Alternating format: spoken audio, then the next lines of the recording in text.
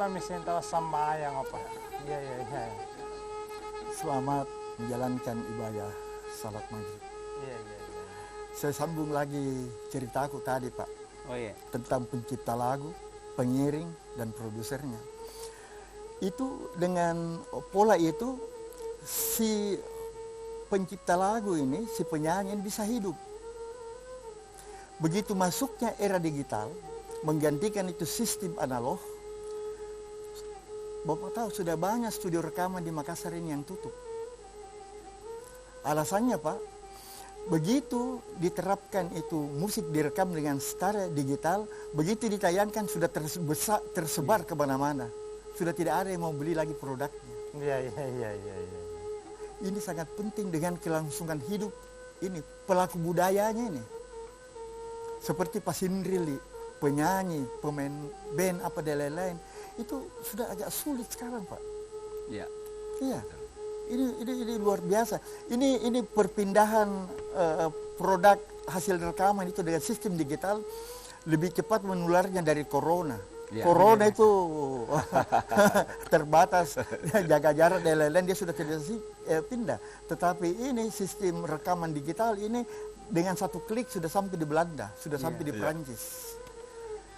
Ini luar biasa Pak ini. Iya, Opa. Ini masalah menjaga budaya ini, ini tantangan.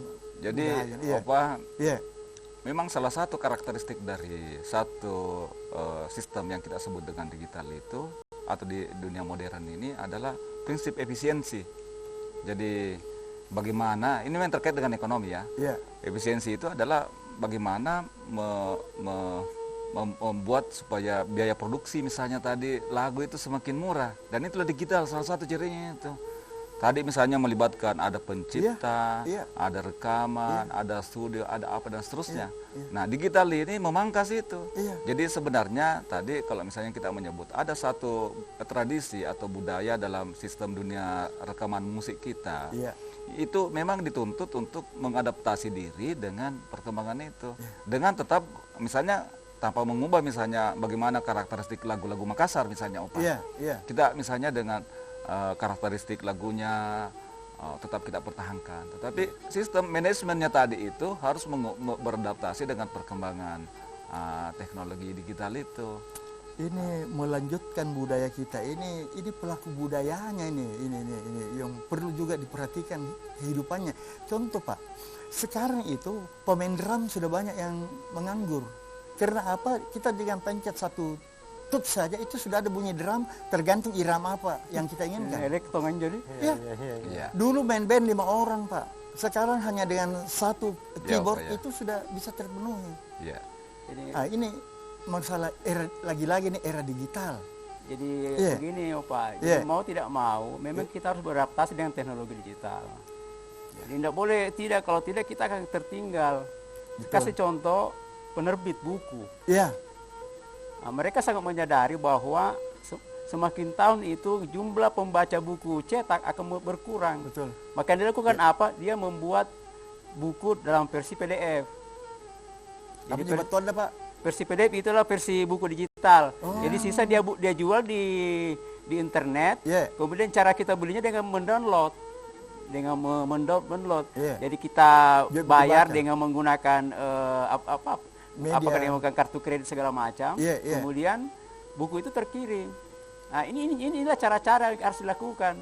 Jadi perlu pelaku usaha itu termasuk sutradara harus memang melakukan digitalisasi. Jadi ada namanya digitalisasi karya. Seperti tadi itu penerbit buku. Jadi sekarang seperti di Amerika itu mereka sangat menyadari Pak. Jadi per tahun itu jumlah pemilik membaca buku cetak itu menurun 5%. Dan itu juga akan sampai ke Indonesia. Nah, era-era kita sekarang ini kan sudah jarang membaca buku cetak. Kita lebih sudah membaca buku di layar monitor kan. Kita mau cari ini, bisa kita klik masuk di Google, kita klik PDF, keluar. Nah, itu cara jadi itulah cara adaptasi. Jadi kita harus beradaptasi dengan teknologi yang ada. Nah, ada satu perusahaan Java, perusahaan aplikasi Java.